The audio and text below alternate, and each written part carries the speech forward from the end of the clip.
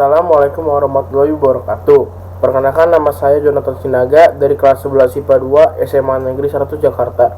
Pada kesempatan kali ini saya akan berceramah tentang pemanasan global. Jadi pemanasan global itu atau sering kita sebut juga sebagai global warming adalah fenomena naiknya suhu permukaan bumi yang diakibatkan oleh emisi gas yang memerangkap di panas matahari, yaitu gas rumah kaca. Nah, kenapa sih global warming itu penyebabnya apa? Jadi kenapa itu bisa terjadi di bumi kita saat ini?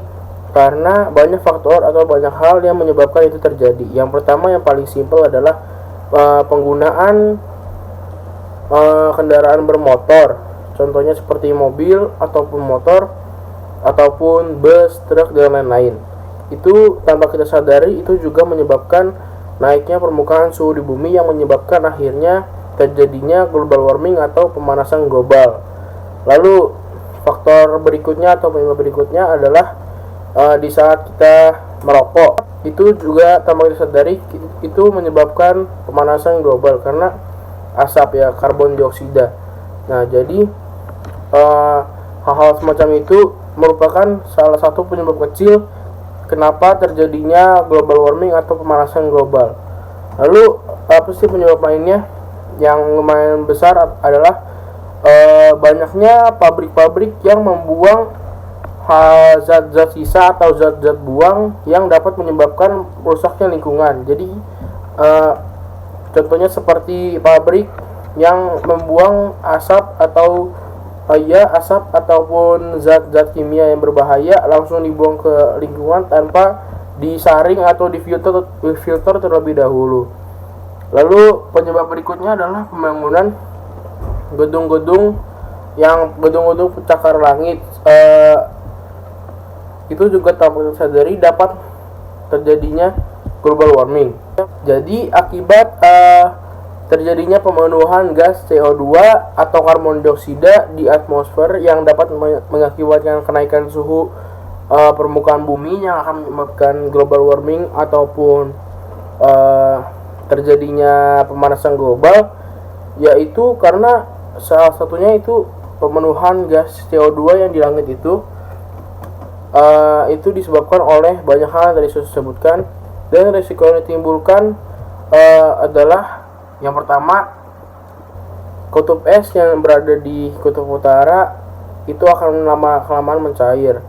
Nah, jika itu sudah mencair, apa sih resikonya? Kita menjadi kerugian material, kita akan mengalami kerugian fisik dan korban kerusakan lingkungan. Jadi lingkungan kita sudah tidak terawat lagi. Selain dari yang sudah saya sebutkan, yaitu pemenuhan gas karbon dioksida di udara, ternyata ada faktor lain yang tanpa kita sadari itu juga merupakan salah satu penyebab terberat dari terjadinya global warming ataupun pemanasan global, yaitu di bidang pertanian dan industri. Yang sudah saya kasih tahu tadi, yaitu pabrik-pabrik industri itu juga dapat tanpa kita sadari dapat menjadikan terjadinya global warming ataupun pemanasan global. Lalu apa sih kalau di bidang pertanian?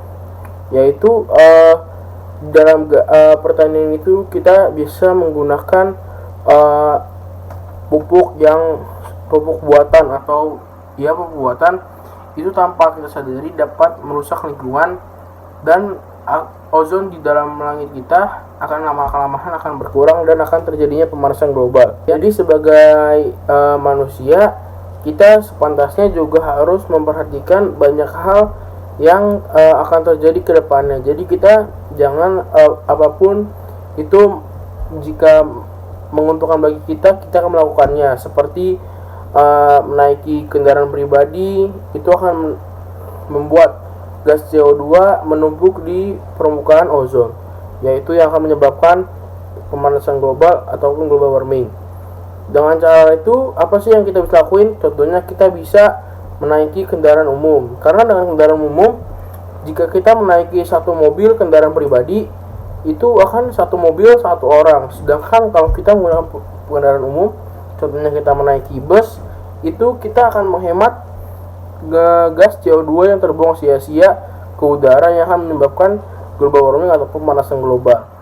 Lalu selain kendaraan juga kita harus mementingkan, bagi para industri harus memikirkan gas buang dari sisa-sisa pabrik dan juga cairan-cairan limbah pabrik.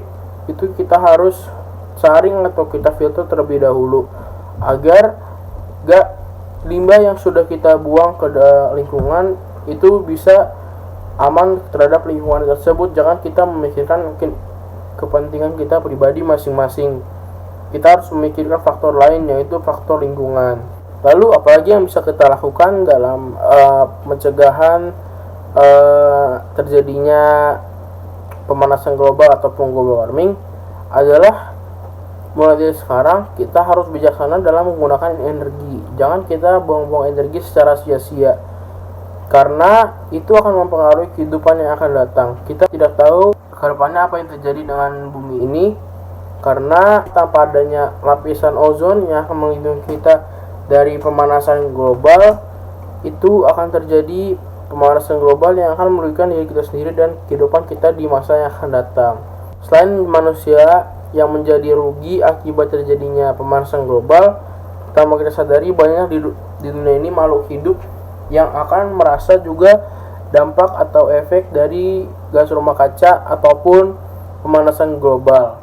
Jadi contohnya seperti tumbuhan, seperti hewan-hewan lain, itu akan pasti akan merasakan dampak dari pemanasan global tersebut. Demikian ceramah dari saya mengenai global warming atau sering kita sebut juga pemanasan global.